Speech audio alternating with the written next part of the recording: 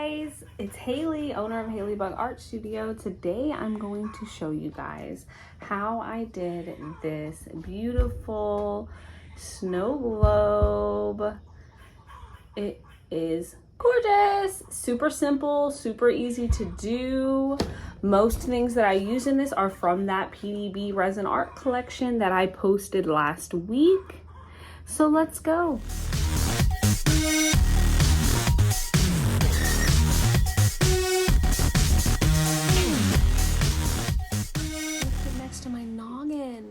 All right, so we're gonna start off by adding a little bit of our liquid mixture in to begin with. I do this so that the glitter does not begin to clump there at the end of the cup.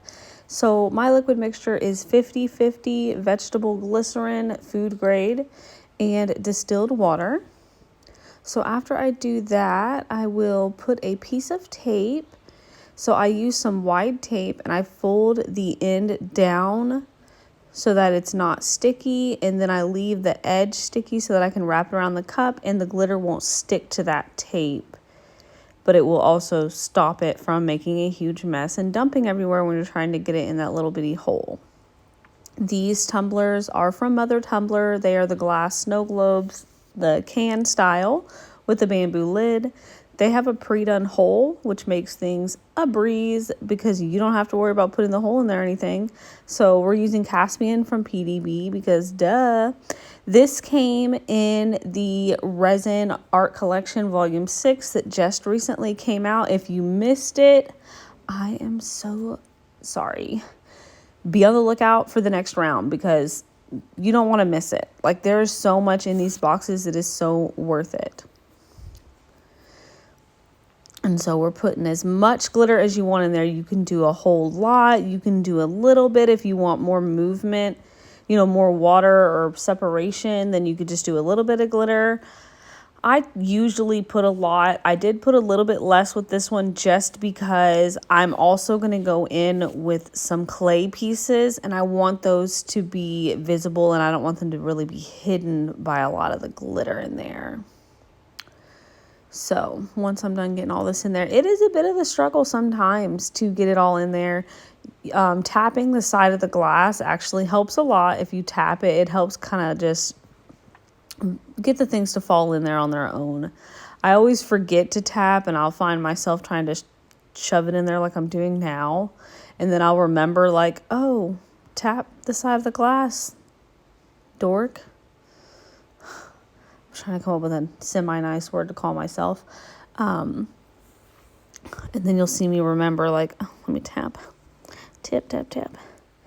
This process is a little slow coming. You have to have patience. But, you know, once you get it to how you like and if there's enough glitter in there and you're content, then you're good to go.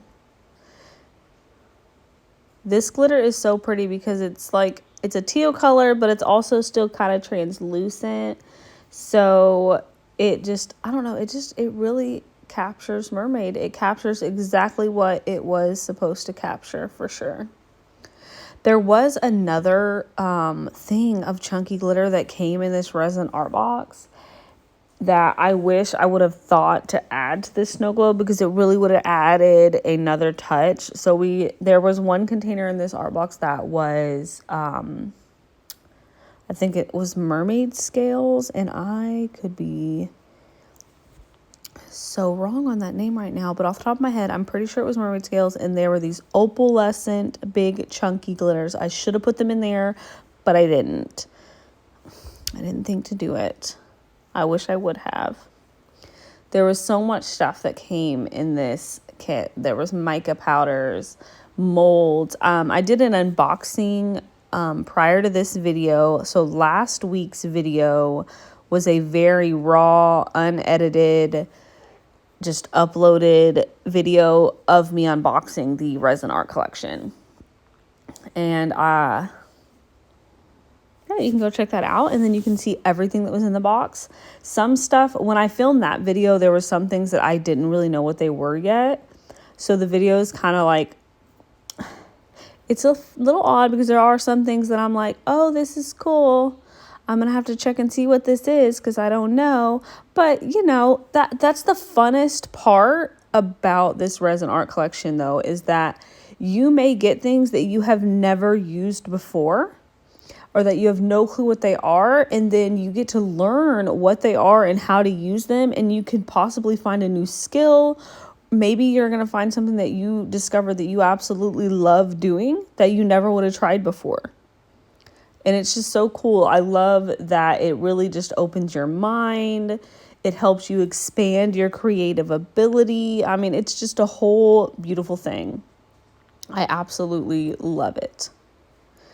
And here you see me, I totally went off on a whole spill. So I'm trying to get the little beads in there.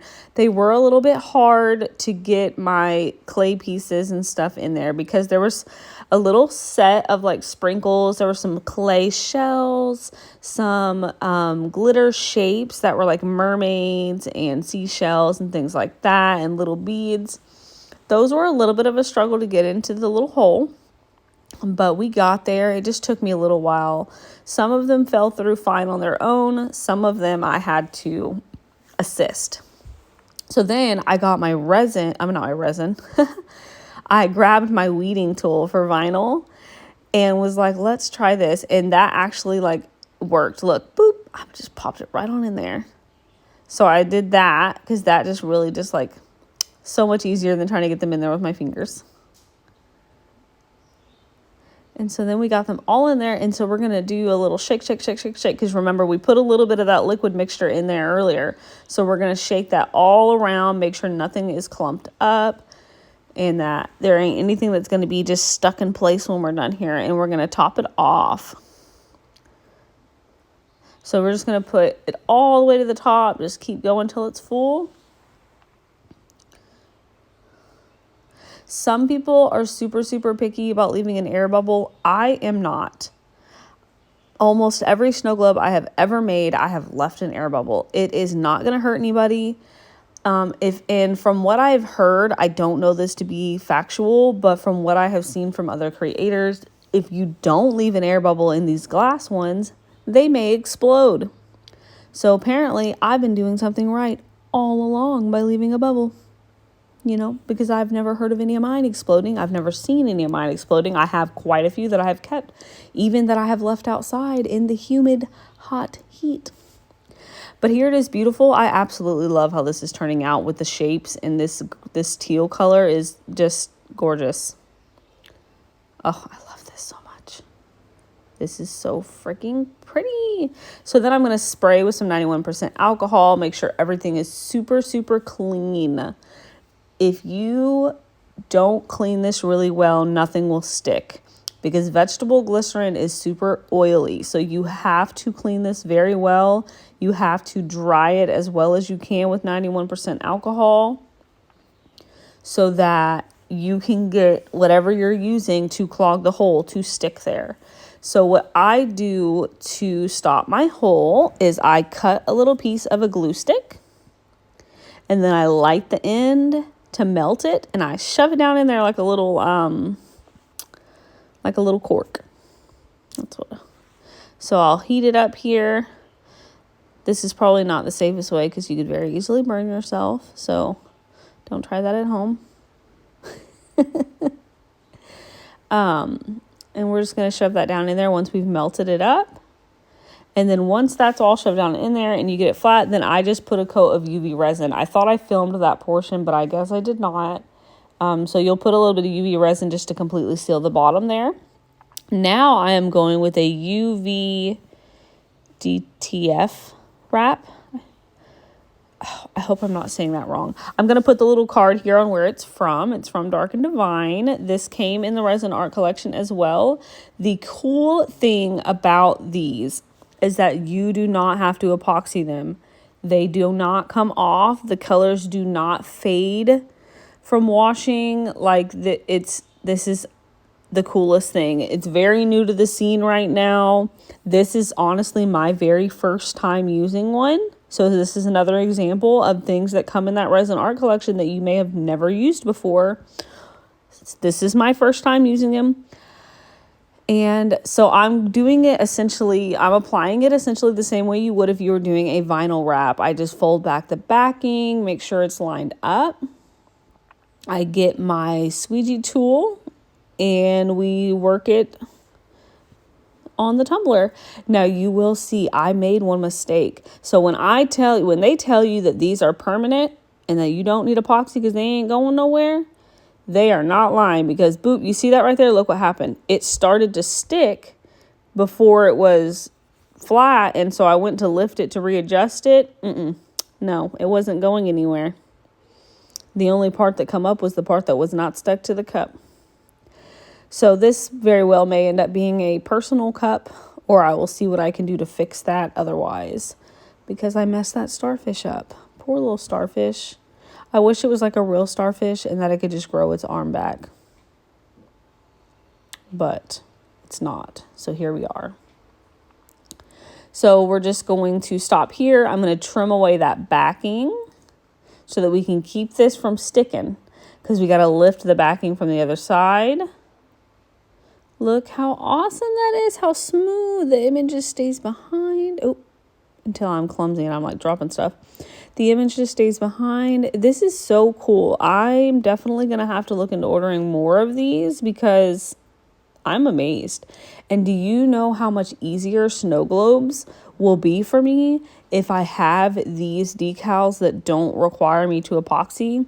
Because typically when I do these glass snow globes, I'll put whatever decal I'm using and this and that on there, and then I will put a coat of epoxy to seal any decals because I don't want anything lifting later. But this is going to change the game, because I could just do this and then boom, bam, you're done. You don't have to epoxy or nothing. This is pretty freaking cool. And just look how easy this is. Just squeegee it on there, lift that up. It's really perfect.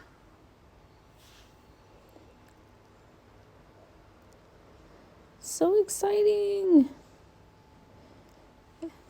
And then I buy these little bumpers from Amazon. I will link the item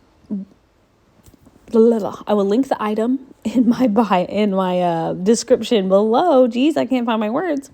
So I just use these so that when you're using your little glass tumbler, it's not clicking and clacking on your tabletop, and it will stop it from sliding around and all of that. And here it is. It turned out so beautiful. And as you can see in this video, I ended up just removing that starfish. It was hard. So when I tell you these don't just come off easy, I mean, they don't. It took some work to get that messed up starfish off. Love you guys. Bye.